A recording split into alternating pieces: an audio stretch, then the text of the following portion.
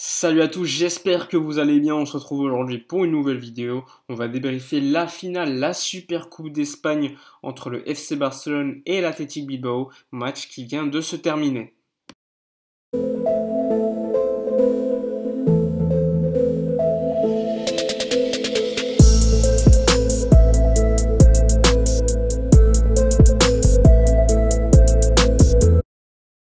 Alors, comme d'habitude, avant de parler du match en lui-même, on va évoquer la convocation d'équipe. Alors, tous les joueurs de l'effectif ont fait le voyage, que ce soit des joueurs de l'équipe A, mais il y a également des joueurs de l'équipe B, comme notamment Iñaki Peña, Ilaix Moriba, Oscar Mingueza, ainsi que Konrad de la Fuente. Il n'y a que deux joueurs qui n'ont pas fait le voyage, c'est Gérard Piqué ainsi que Felipe Coutinho, tout simplement parce qu'ils continuent leur récupération à Barcelone. Il y a également Ansu Fati qui a voyagé, Sergi Roberto aussi alors qu'ils sont blessés. Donc tout l'effectif était présent, c'était important pour solidifier, unifier celle-ci, sachant que c'était quand même un match pour le titre et que le Barça depuis quelques saisons a plus de mal. Ça fait 1 an et demi que le Barça n'a pas gagné de titre, donc il était important que tous les joueurs soient quasiment tous présents tout simplement pour qu'il y ait un support également et que le groupe se construise sur la durée. Maintenant qu'on a dit ça, alors le match Marcelino contre Ronald Koeman, deux coachs qui avaient gagné la Coupe du Roi avec Valence il y a quelques saisons, et donc normalement quand tu gagnes la Coupe du Roi, tu pouvais participer à la Super Coupe d'Espagne, mais eux n'avaient pas eu la chance ou le privilège de pouvoir y participer parce qu'ils s'étaient fait virer avant la Super Coupe d'Espagne. Donc les deux n'ont jamais participé à un match de Super Coupe d'Espagne. C'était donc une première pour les deux, sachant que Marcelino c'est un coach qui est très renommé en Espagne, mais qui n'a pas non plus gagné pléthore de titres, mais il est quand même respecté. Tout le monde sait que Marcelino c'est quelqu'un qui peut te faire gagner pas mal de matchs, qui peut te faire grimper une équipe plutôt moyenne vers le haut de tableau, donc il faut respecter de tels coachs, en sachant qu'en Espagne depuis de longues et longues années, il n'y a pas non plus de nombreux tacticiens qui sont sortis, et Marcelino fait clairement partie de l'un des rares techniciens qui commence à être très considéré là-bas, mais malheureusement pour lui, il n'a pas encore eu une grosse chance dans un top club européen.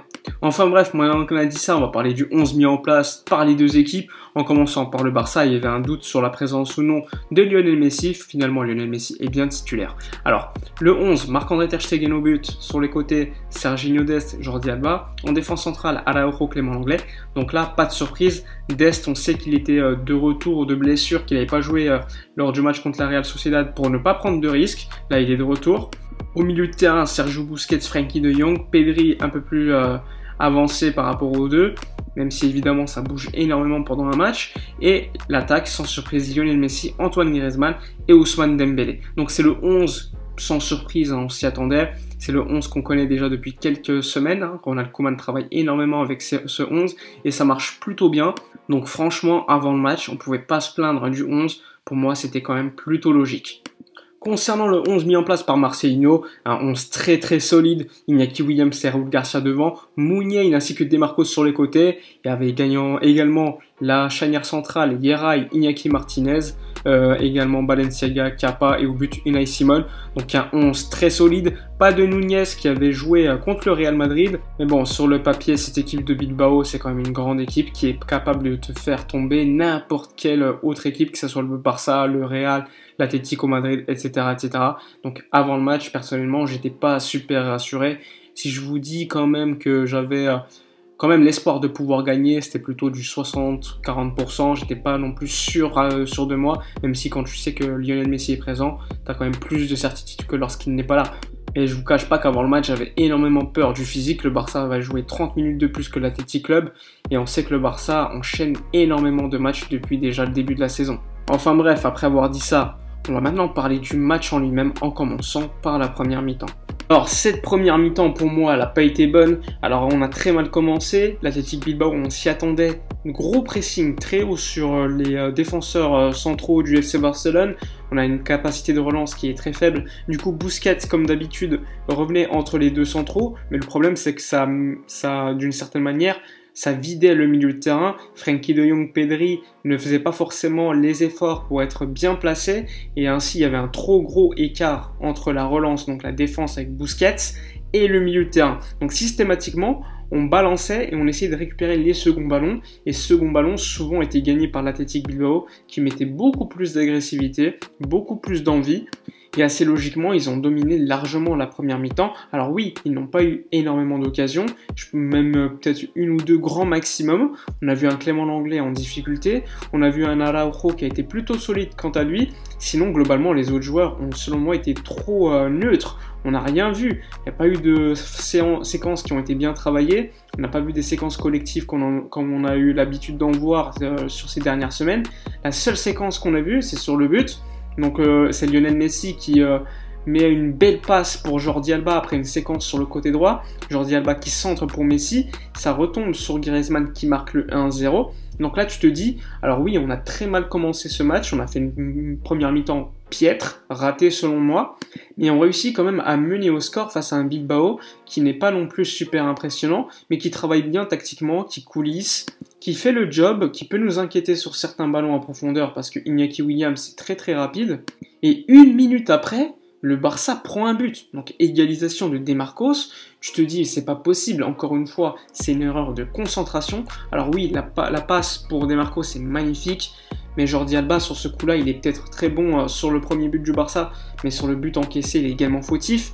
Il est mal aligné par rapport aux autres centraux. Et ainsi, De Marcos peut marquer, il n'y a pas de hors-jeu, la passe est magnifique. Et égalisation. Donc c'est un manque de concentration. Quand tu mets 1-0, normalement, il faut que tu fasses attention de ne pas encaisser très rapidement, te faire égaliser. Et c'est une question de mental, de concentration. Et le Barça, encore une fois, la plupart des joueurs n'ont pas l'habitude de jouer une finale. Quand on voit Pedri, quand on voit un Dembélé qui n'a pas surtout énormément joué au Barça, Araujo qui est très inexpérimenté, Clément Lenglet, etc. C'est pas non plus des joueurs qui ont l'habitude de jouer des finales. Et là, ça a pu se ressentir, même si le fautif, selon moi, sur cette occasion, c'est celui qui ne presse pas sur le centre effectué par Bilbao et Jordi Alba qui laisse beaucoup trop d'espace.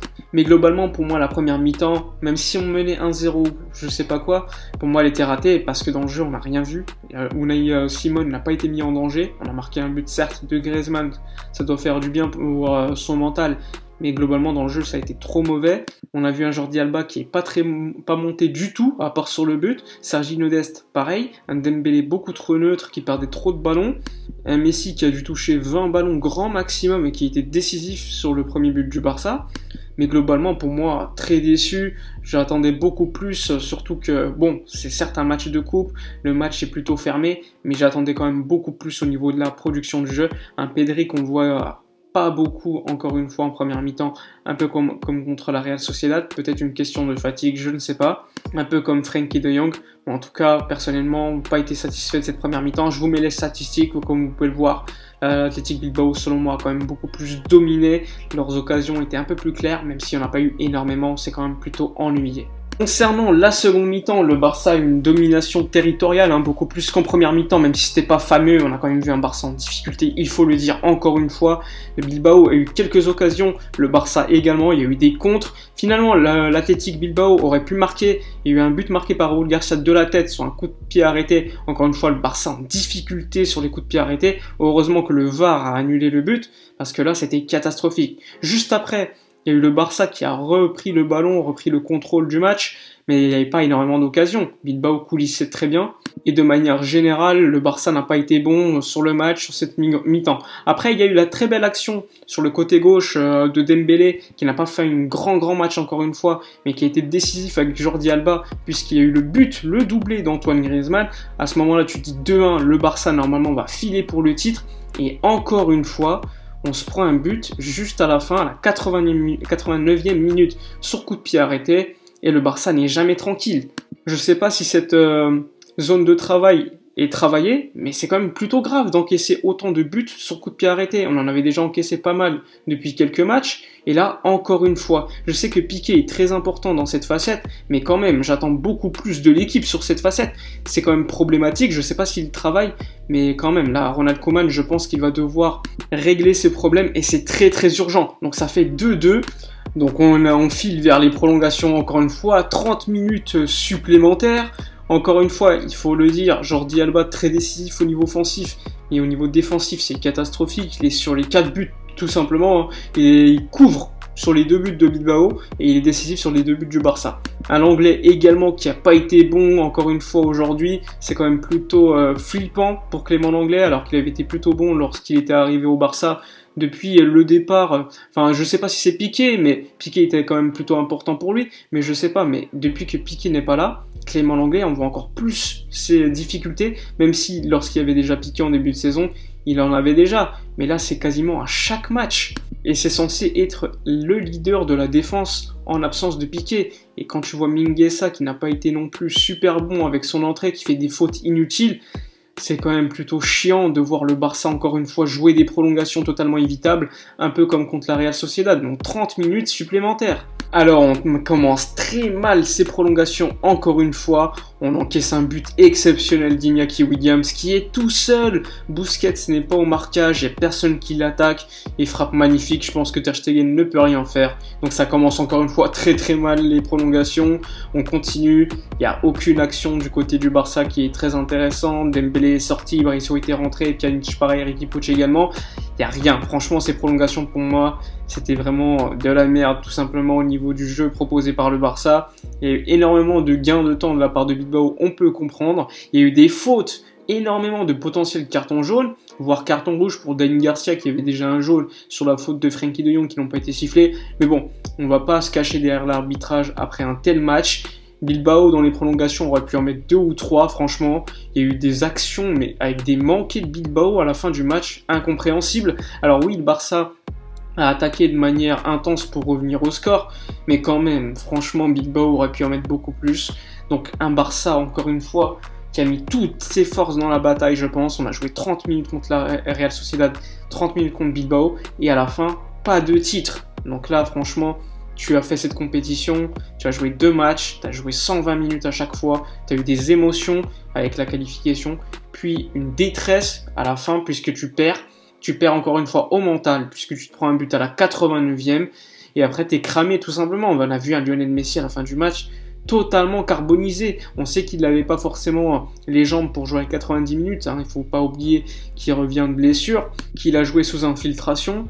Donc voilà, pour moi Messi je peux pas le juger sur ce match même s'il a été décisif sur le premier but. Franchement c'est quand même assez triste de voir un Barça avec une telle image. C'était peut-être le seul titre qu'on aurait pu gagner cette saison. Et encore une fois, le Barça au niveau du mental, c'est pas ça. Enfin bref, dites-moi dans les commentaires votre avis sur ce match. On félicite Bilbao qui mérite quand même, qui a éliminé le Real et qui a battu le Barça. Donc c'est plutôt logique pour eux. N'oubliez pas de vous abonner à la chaîne, de liker, commenter, partager. Nous on se retrouve pour le prochain match qui va vite arriver. Le Barça enchaîne énormément de matchs. Moi je suis énormément déçu, mais bon, c'est la vie.